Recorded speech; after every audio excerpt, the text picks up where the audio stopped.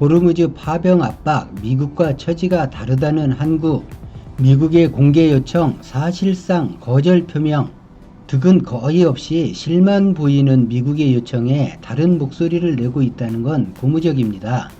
미국의 파병 압박을 이겨내 보겠다는 의지가 여기저기서 보입니다. 최근 미국 백악관 및 한국 외교부 발언에서 느껴지는 온도차가 그것인데요. 매우 흥분되고 가슴이 뜨거워집니다.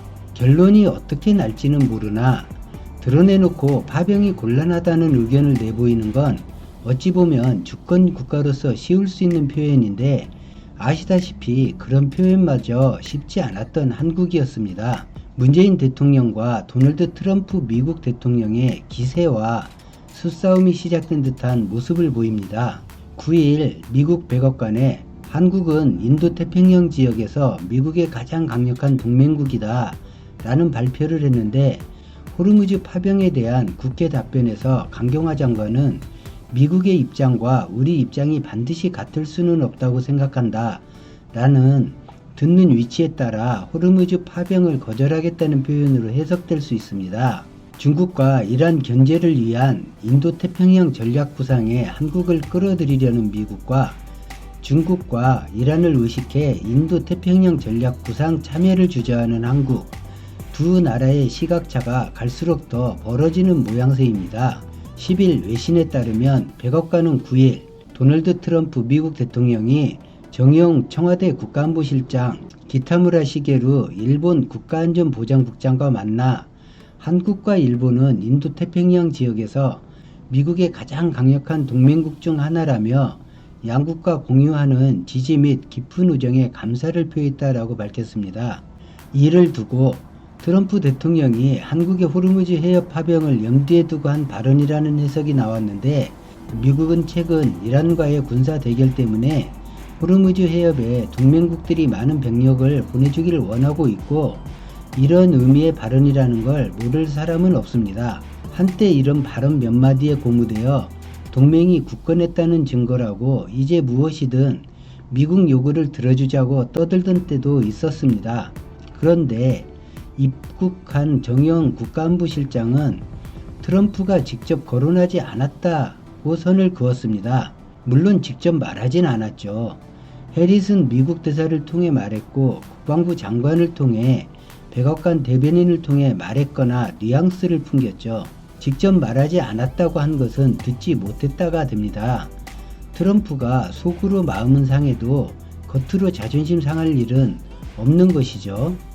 트럼프가 굳이 인도태평양 지역을 강조한 점은 한국이 미국 중심의 인도태평양 전략 구상에 적극적으로 동참하길 바라는 속내를 드러낸 것이란 관측을 대부분 하고 있습니다. 트럼프 행정부 들어 미국의 공식적인 대외 정책이 된 인도태평양 전략 구상은 중국이 남태평양의 패권 세력으로 성장하는 걸 막자는 취지입니다. 미 국무부는 트럼프 대통령의 방한 및 문재인 대통령과의 정상회담 직후인 지난해 7월 낸 보도자료에서 트럼프 대통령과 한국 문재인 대통령이 인도태평양 지역에서 좋은 통치와 투명성, 법치, 자주권, 법에 기반을 둔 질서, 시장경제 원칙을 합동으로 증진시키기로 약속했다라며 한미동맹은 인도태평양 지역의 평화와 안보에 있어 핵심 축이라고 밝힌 바가 있는데 이 내용으로만 봐선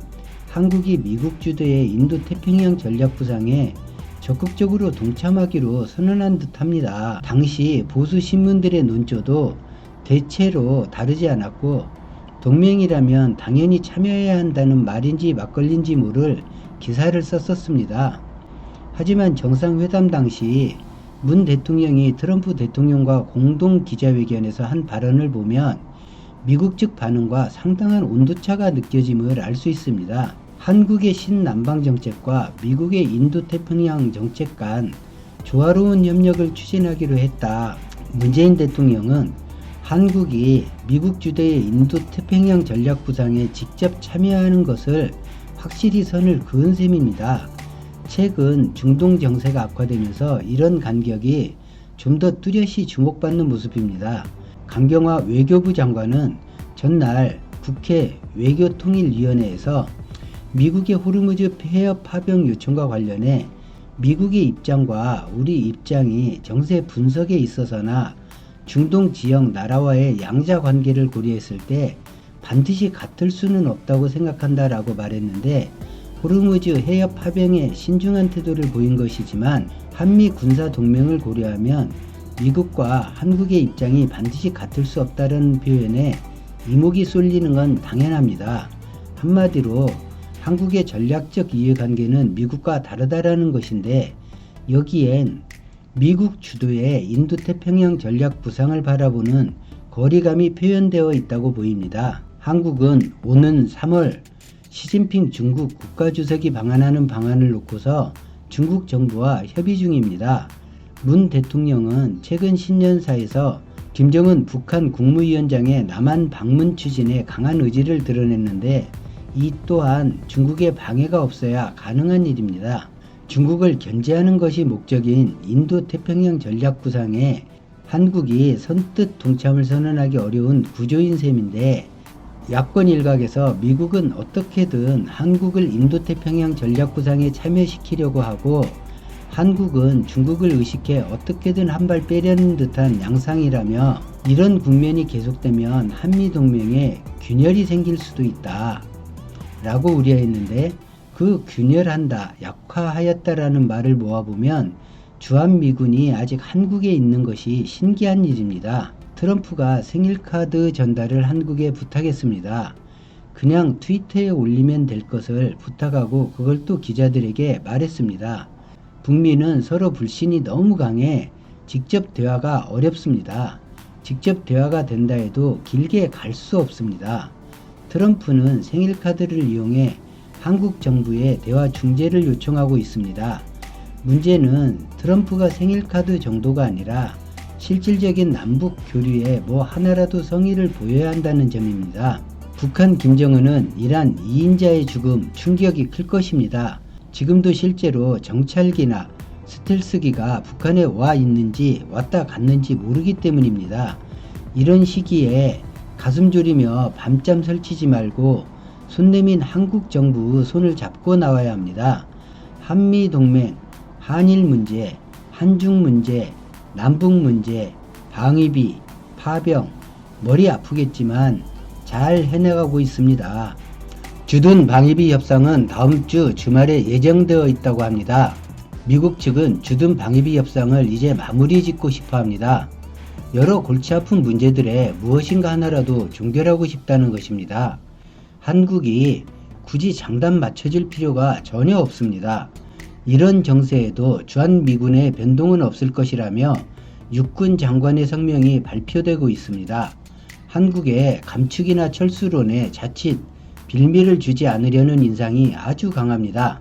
한국의 국격이나 주권을 바라보는 미국의 시각이 많이 변하고 있음을 지소미아 유해 발표 전부터 미국 군 핵심 인사들이 떼거지 방안으로 두드러지게 보이기 시작해서 중국의 한한령 완전 해제 조짐, 일본의 수출 규제, 세 품목 모두 수출 허가, 8월 한국 의원단 면담을 거절한 이 간사장의 천여 명의 대규모 인원을 이끌고 방한할 것이라는 발표, 트럼프 노골적인 미북 중재 요청 등을 보면 많이 변한 한국의 대외 이상을 알 수 있습니다. 세계 경제의 중심축으로서의 한국, 군사력으로도 7위 강대국인 한국, 미국의 관세 제재, 중국의 사드 보복, 일본의 무역 보복, G1부터 G3까지 제재나 규제 압박을 별탈 없이 견디고 기회로 전환하는 우리 대한민국, 깨어있는 냉철한 국민이 있기에 더 강해질 것이고 더 발전할 것입니다. 파병과 주둔비 그리고 남북교류 어떻게 진행해 가는지 기대해보면 좋을 듯 합니다. 오늘 영상은 여기까지입니다. 고맙습니다.